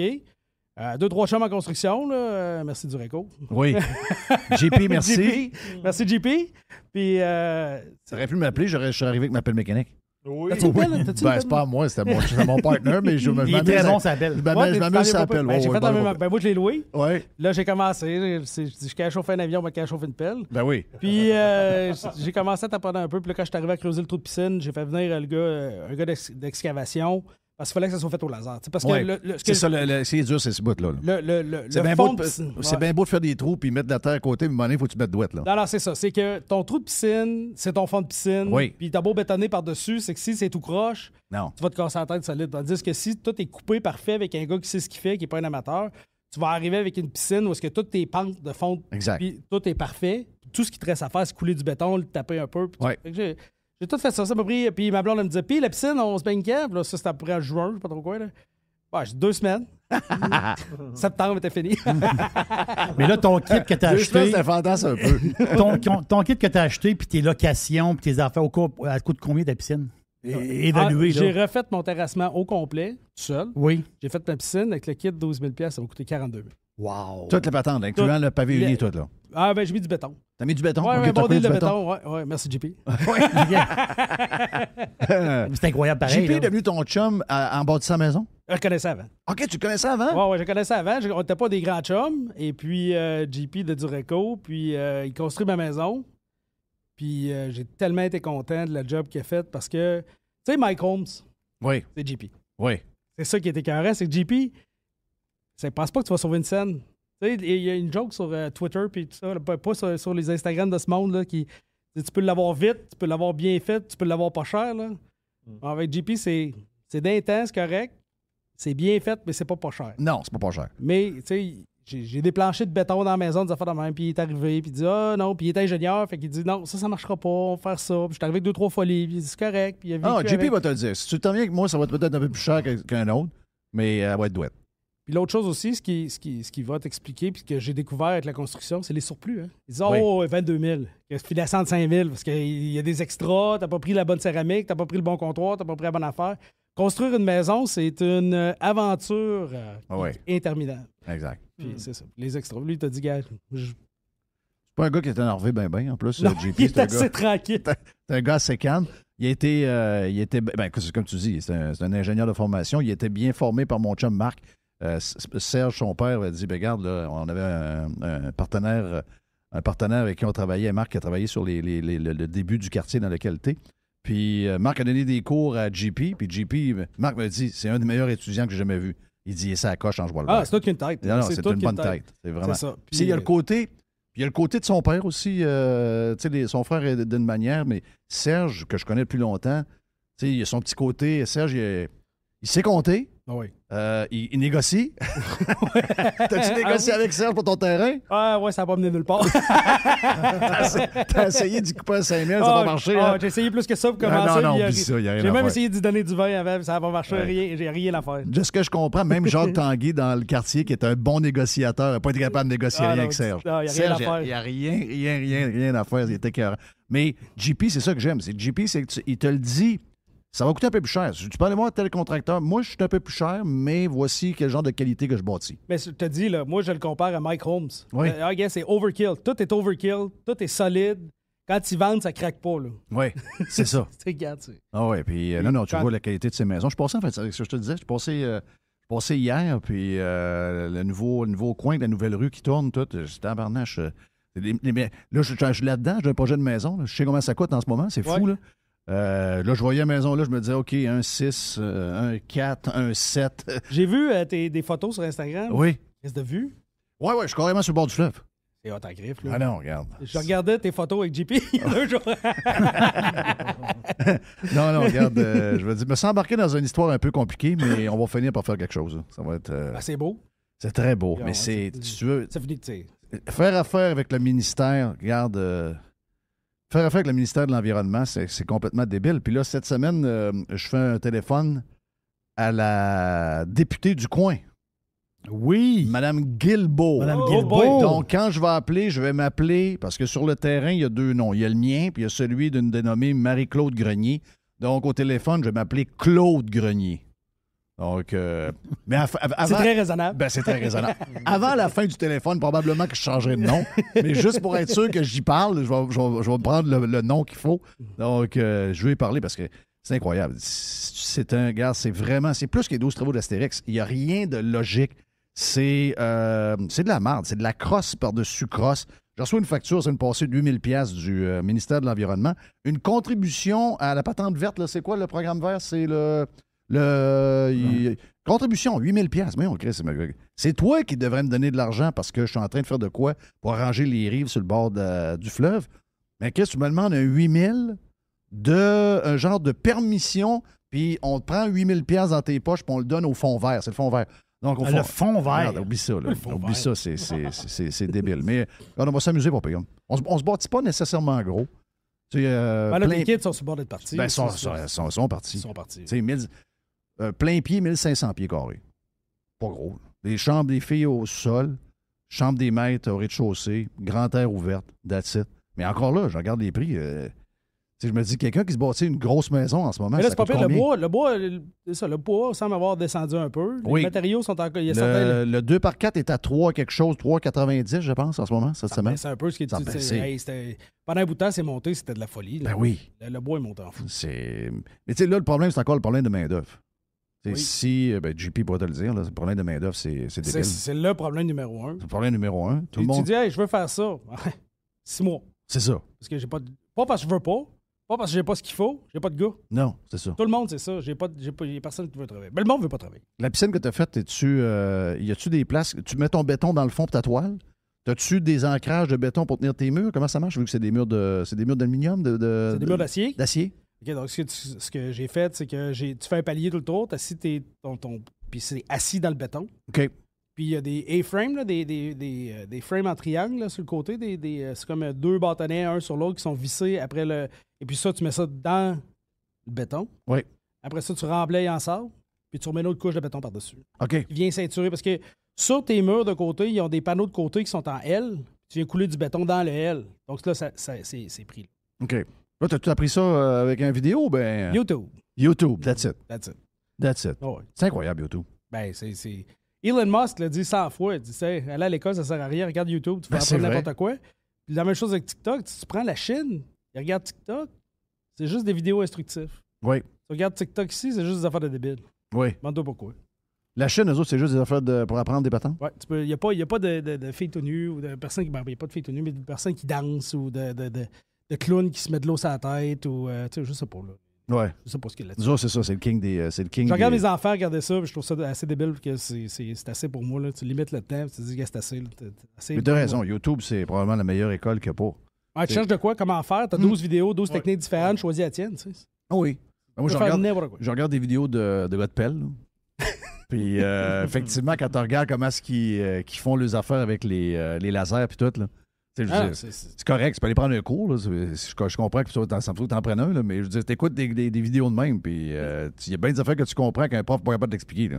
Ben, c'est un cours complet. Résumé en 15 minutes, pas de perte de temps, t'es capable de faire la base. Je dis pas que t'es un professionnel, tu devrais t'engager. Pour pilote d'avion, t'as-tu checké s'il y en a y en a-tu des affaires pas pires sur YouTube qui fait que tu dis, c'est crédible ça? Ben, le pire, c'est que sur YouTube, il y a des vidéos extraordinaires de vent de travers, puis des atterrissages absolument capotés, puis tu regardes ça, puis tu vas chercher il y a une certaine information qui est là. Ouais. C'est une vidéo spectaculaire, mais tu regardes, c'est arrivé. Parce qu'en aviation, c'est arrivé à lui.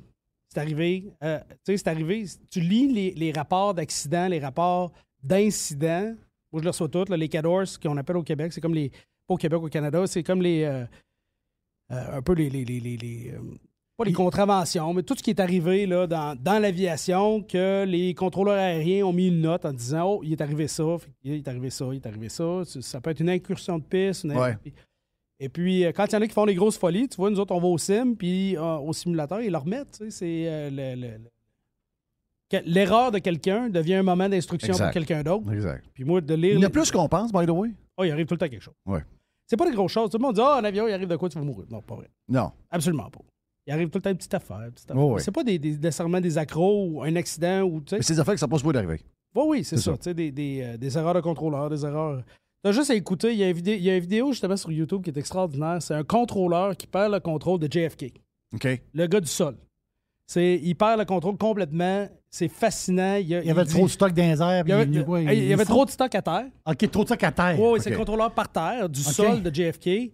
Et puis, le gars, il dit You're an inbound, an outbound. Il perd le contrôle. Il dit t'es le premier ou le deuxième JetBlue? Il dit moi, je suis le deuxième JetBlue. Ah, American, tu rentres ou tu sors? OK, le gars a craqué bien. Puis il dit. Et il finit, il dit, You guys, you should come here. Enjoy the show one day. Puis il finit par se retrouver. Il finit par se retrouver. Puis, mais la vidéo dure une dizaine de minutes. C'est cœur. Ça vaut la peine d'écouter ça quand t'as rien à faire. Là. C'est capoté. C'est qu'à ce coin-là, c'est capoté. Là. JFK, Newark, LaGuardia, même Philadelphie est à côté. Dans le fond, quand tu regardes ça, c'est pas bien loin. Donc, il y a du stock là.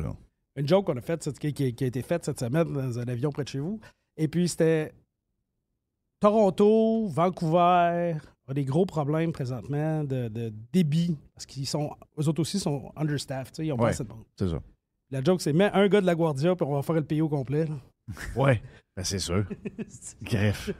Les gars, là, ça rentre. LaGuardia, il décolle d'une piste pendant qu'il atterrisse une autre piste en X. Oui. C'est 1, 2, 2, 3, 4, 5. Là, ça part c'est capoté. C'est capoté. Rentrer à New York, c'est... Laquelle des places que tu as faites? Parce que là, tu dis que tu fais du Costa Rica l'hiver, des patentes de même. Mais c'est quoi tes endroits que tu es allé le plus souvent puis qui sont les plus achalandés puis tu vois qu'il y a du Ma place préférée, c'est Los Angeles. Okay. Achalandé, c'est New York. Oui. Qu'est-ce que la Floride n'est pas pire aussi. Mais Floride, c'est pas les aéroports qui sont achalandés, c'est l'espace aérien. Parce que c'est comme un entonnoir qui rentre tout sur la Floride. Oui. Donc, il essaie de corder. Puis quand Jacksonville est surchargé, tu vois, tu rentres au nord de la Floride, puis il en rentre 1, 2, 3. Tu vois, pendant la fin de la COVID, je suis resté 3h30 au sol à attendre le droit de décoller.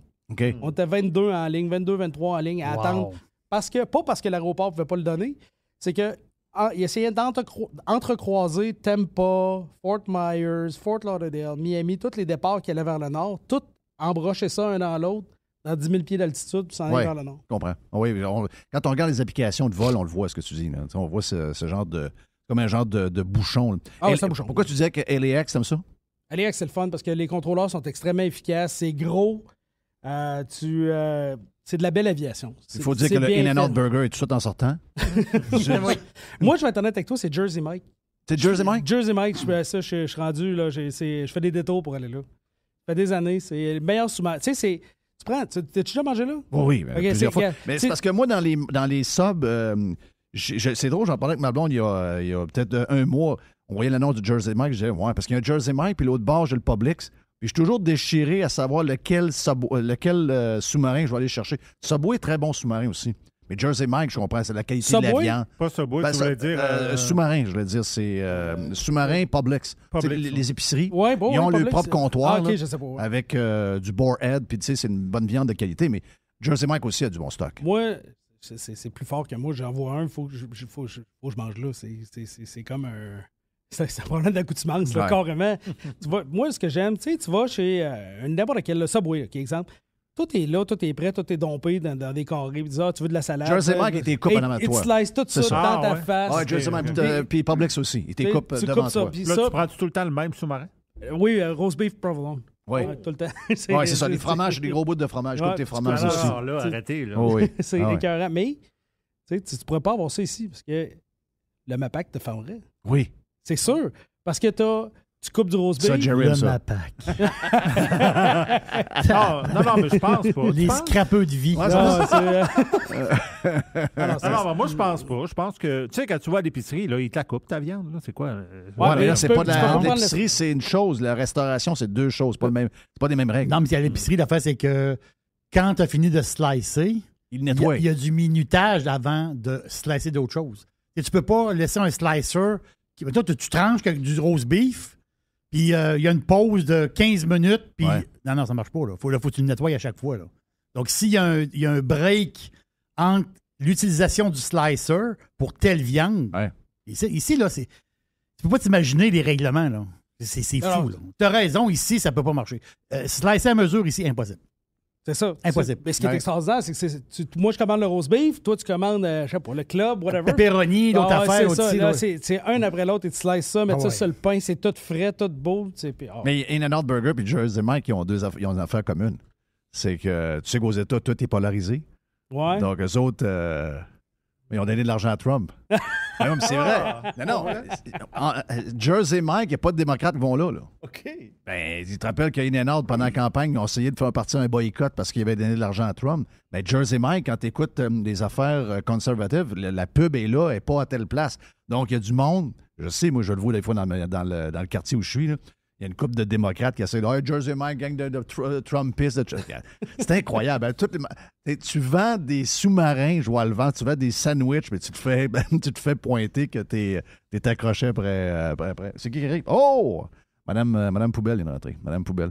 Hey, le temps passe vite. Me semble que ça déboule vite, mon ami Jess. C'est moi qui rêve? C'est fun, ça. C'est moi qui rêve? On est dans le bon timing? On est dans le bon timing. Yann va arriver possiblement à moins quart. On va faire un petit bout dans le live. OK. Dans le Prime, je veux dire, puis un petit bout dans le live. OK, good. Il y a 2 Jersey Mike au Canada. Hein? Oui, London puis Kitchener. Kitchener, exactement. Ouais. Il y en a juste 2. Il y en a 2346 dans le monde, en fin de compte. Donc, il y en a 2 seulement. Mais Québec, c'est sûr que Québec, c'est compliqué. Non, ça passera pas. Non, tu peux pas. La MAPAC, tu peux pas. On peut même pas avoir une place de sous-marin. Normal. Non, mais c'est parce que si jamais ils le font, il faudra qu'ils changent la manière qu'ils le font. La manière de le faire, c'est ça. C'est clair. Ben oui, il n'y a rien de... Tu peux pas manger un burger rosé, ici, là. Non. Oublie pas ça, là. Tu peux pas manger un burger que le jus coule un peu, sinon la MAPAC peut te fermer. Non, c'est pas bon. Hein? Pas bon. Très dangereux. Très dangereux. Très, très, très, très dangereux. Mais LAX, pour vous autres, c'est peut-être pas pire, mais LAX, pour nous autres, pour le monde qui voyage, c'est une place bizarre. C'est bizarre. Mais c'est côté aviation. Ce que je te dis, c'est LAX, côté aviation, c'est écœurant. Normalement, tu rentres, c'est le fun quand ça va vite. Ils te gardent vite, ils te mettent 20... Tu sais, t'es autorisé pour l'approche, 50 000 de LAX, t'es tout raqué, un en arrière de l'autre. Hey, t'es-tu bon, visuel à droite, prends l'approche aux instruments. Oui, c'est pour toi que c'est le fun. C'est de la belle aviation, c'est le fun, c'est des défis, ça va vite, tu sais, puis les gros aéroports américains, c'est un endroit qui est extraordinaire pour, justement, la façon qu'ils gèrent l'aviation de façon efficace, c'est gros. Puis, tu sais, veux pas, moi, je suis sur un Boeing 737 de 168 000 livres. Oui. On est le plus petit. Oui. C'est ça. T'es une crotte de nez. T'es le tout petit qui arrive. Une crotte de nez. Donc là, vous faites quoi? WestJet, vous faites quoi comme vol quasi régulier? Là? C'est quoi? Vous allez partout? Partout, l'Europe. Partout. OK. Ouais, partout. Donc, partout. Donc, vous autres, vous êtes vraiment en train de vouloir gruger assez Air Canada. Air Canada, c'est ça. Ils vont-tu réussir? Absolument. Oui. Absolument. Parce que Air Canada a des gros problèmes, là, tu veux pas, là. Ben, des problèmes de grosseur, on dirait. Vous avez du Londres et du Paris? On a... Du Toronto, Londres, Toronto, Paris? Oui, mais il y a une escale à Halifax, parce qu'on le fait avec le MAX beaucoup. OK. Donc, tu vois, ils complètent l'avion à Halifax. C'est ça. OK. Ouais, ben c'est surtout pour fuel. Mettre du fuel. Ah, OK. C'est ça. Ouais. Puis, ben non, mais on fait des deals. Ils font des deals avec tout le monde. C'est très intéressant. On a des deals avec Transat. Le deal de Sunwing, moi, j'espère que ça va passer. C'est bon pour le monde, ça. D'après moi, là, c'est une opinion bien personnelle, parce que Sunwing était limité par rapport à ses avions, sa capacité. Par contre, ils ont le plus beau voyagiste au Canada. Tu sais, le Sunwing Vacation, ça, c'est quelque chose... Eux autres, ils ont je trouve pris, que c'est extraordinaire. Ben, à 15 ans, ils ont écrasé tout le monde. C'est ça. Puis il manque d'avions. Puis TUI, qui était propriétaire de Sunwing, n'aimait pas vraiment l'aviation. Tu sais, c'était comme c'était un mal pour un bien qui était de remplir des hôtels. Oui. Tandis que tu vas avec WestJet, qui a tout plein d'avions, des centaines. On a 100, je pense qu'on a rendu 140 avions, on a fait de même. Et puis, tu prends WestJet qui a plein d'avions, puis tu prends Sunwing Vacation qui est ouvert au monde. Le monde va gagner, d'après moi. C'est vraiment personnel. Puis tout ce que je te dis là, c'est en mon nom. Je n'ai même pas demandé la permission de venir te parler. Non, OK. Non, mais toi, tu penses que... Parce que tout le monde capote un peu, là, il voit Transat. Je ne sais pas comment Transat ça va finir. Là. On ne sait pas trop... On sait que Transat cale du cash. Il cale beaucoup de cash à chaque jour. Quand le gouvernement du Québec va cette année, probablement que peut-être bien WestJet va les acheter. Tu penses-tu? Je sais pas, peut-être. Mais là, je pense. Toi, tu penses que le gouvernement du Québec... Le gouvernement du Québec... Caisse de dépôt est propriétaire à je ne sais pas combien % de Transat. Donc là, mettons, j'ai entendu 1 million par jour qu'ils perdent. C'est ça qu'ils ont dit dernièrement. Je pense qu'il y a 2 mois, on a lu ça. 1 million par jour, Air Transat. Qui ramasse ce million-là? Probablement qu'il y a une affaire du gouvernement. Parce que ça, je me disais, le gouvernement du Québec... c'est en bourse, hein, fait que c'est des pertes par-dessus pertes. Puis après ça, ben, ils ont des beaux avions. Les autres, ils ont commencé, le WestJet a commencé un co-share avec Transat, qui est extraordinaire, où est-ce qu'on partage... Transat amène des clients chez WestJet amène des clients chez Transat. Ils ont fait ça avec Porter. Porter, qui devient probablement une des plus belles petites compagnies au Canada. Ils achètent des jets, s'en vont à Pearson. Et ils viennent à Québec. C'est une belle desserte à Québec, rentrer direct sur l'île, puis d'avoir des jets qui vont ouvrir vers justement le tout inclus, vers le sud, vers les États-Unis. Les jets, t'as pas le droit d'aller sur l'île, hein? Non. Ça, ils voulaient l'agrandir, puis Rob Ford a dit non, la valise n'était pas assez grosse, je pense.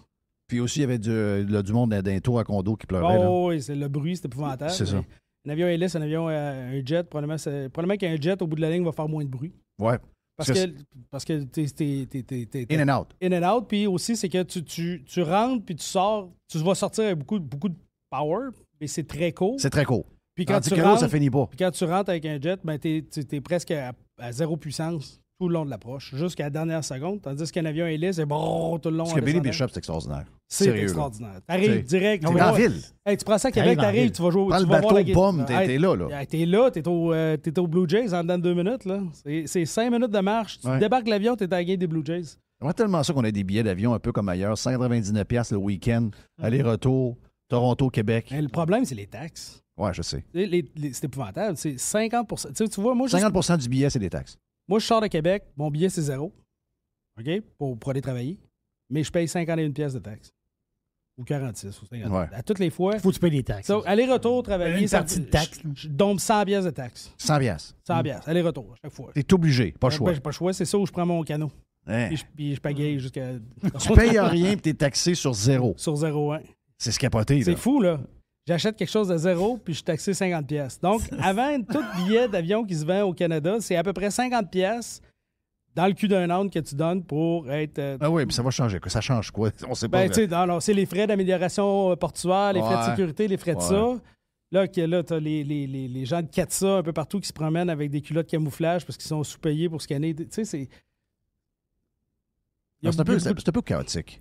Oui, c'est très chaotique. Le Canada, c'est un peu chaotique. Surtout de ce côté-là. Depuis que Trudeau est là, c'est encore pire. Ouais. On a le feeling que ça va nulle part. Mais tu sais, tous les offices de tourisme, toute sa gang, ils foutent rien, les autres. Eux autres, ils devraient justement faire un genre de lobbying pour dire que... Parce que si tu as des vols, mettons, je prends pour ici, là, du village à Toronto, là, ben, c'est des deux bords. On en a parlé la semaine passée. Si tu as un billet pas cher pour aller à Toronto, un billet normal, un peu à l'européenne, d'une manière. Mais là, tu vas aller passer une fin de semaine à Toronto, mais tu as le Torontois qui va venir passer une fin de semaine à Québec. C'est pour le tourisme dans le Canada, Christophe, on pourrait aller se voir un peu. Là, à cette heure, là, tu dis, ouais, je vais dessus. Là, c'est trop cher, c'est trop cher. Tout est trop cher. Ouais, parce qu'on n'est pas tout seul, on est deux. C'est ça. On est deux. On est deux. Des fois, tu peux traîner les enfants de temps en temps. Des fois, t'es 4. Là. Donc, il peut baisser les taxes un peu, là. C'est ça l'histoire. Le fiasco de Rifecan, c'était spectaculaire. Quand ça a commencé, tu as créé un bouchon. T'étais dans la pandémie, il y avait 2 personnes qui voyageaient. Là, ils ont créé ArriveCan. Puis là, tu as créé un bouchon complet de circulation. C'est que tu arrivais aux douanes, puis, tu sais, il y avait une en bon lenteur. français, un clusterfuck complet. Oui, C'était n'importe quoi. C'était instantané. Tu as vu ça. Et puis, pour ce qui est de l'aviation, quand la pandémie, on allait très bien. Toute l'aviation, toutes les compagnies volaient, faisaient leurs frais, puis le gouvernement Trudeau n'a pas aimé ça. Et c'est là qu'ils ont instauré les prisons pour passagers, là, les hôtels obligatoires. Les touristes à table. C'est ça. Ça part du Québec, by the way. Là. Oui, ça part de Legault. Ça part de Legault TVA. Et ça, c'est ça qui a tué l'aviation canadienne. Ben, il l'a pas tué, mais qui a fait des dommages qui seront probablement on va payer pour ça longtemps. Là. Et la compagnie qui a été le plus touchée par tout ça, c'est Transat. C'est Transat qui a mangé la plus grosse volée. Donc, le Québec s'est tiré dans le pied en faisant les touristes à terre. C'est eux autres que ça a blessé le plus, c'est Air Transat. Parce que nous autres, on servirait de bord. Air Canada a continué à faire ce qu'il faisait en faisant le régional. Ben, le régional, quand je dis du régional, c'est Toronto-Calgary, Toronto-Vancouver. Ça continue de le faire. Ça n'a jamais arrêté, ces lignes-là. T'sais. Non. Mais ce qu'on a arrêté, c'est le sud. Ce qu'on a arrêté, c'est les voyages. Ça va être tough. Ça va être tough de revenir comme avant. Ça va être... On va dire de quoi? Trudeau, on va se rappeler de lui jusqu'à notre dernier souffle. Sa face va nous rester gravée pour longtemps. Hey, destructeur du pays. René, merci. Salut. Là, tu vas revenir. Oui. Appelle-moi. Parce que nous autres, podcast de même, on a 2 pieds sur le pouf. Là.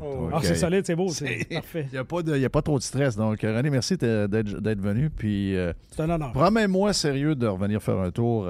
Je ne dis pas qu'on va faire ça dans 2 semaines, mais mettons au retour des fêtes, quelque chose. Tu as plein d'affaires. Mr. White est en contact avec toi, puis t'es le bienvenu. Merci. T'es chez nous, mon ami. Ton golf? Ça, je t'ai pas vu au golf. J'ai pas eu le temps. T'as pas eu le temps zéro? Ah non, j'ai... non. De temps en temps, je te voyais à 5... de quoi, 6h moins quart, 6h le matin, des fois? Quand je vais golfer, c'est avec JP. Oui. Et puis, JP il est bon pour aller à l'aube. Oui. Et puis, c'est plus qu'à l'aube, juste après toi. Oui. Et puis, il y avait 2 fous sur le terrain. Tu te lèves, puis t'es là, tu grelottes encore, t'es pas sorti du lit, puis t'es dans rien de jouer au golf, ce qui est extraordinaire. Avoue que c'est le fun. C'est carré. Et il est beau le terrain. Ah, il était carré. J'étais allé le marché hier, le nouveau qui est en construction, les 9 derniers qu'on est en train de faire. C'est magique, là. Sérieux, c'est magique. Voilà, entre mon père, puis travailler à l'extérieur, puis le temps, là, ça passe trop vite. J'ai 3 enfants aussi, il faut que je m'en occupe de temps en temps. Là. Ça, c'est l'âge. Toi, en plus, on est dans l'âge où il demande du temps. 4, 9, puis 12. Non, t'es dans le cœur. T'es dans le cœur. René Arthur, thank you, man. Salut. Puis on se repogne. Jeff Fillion.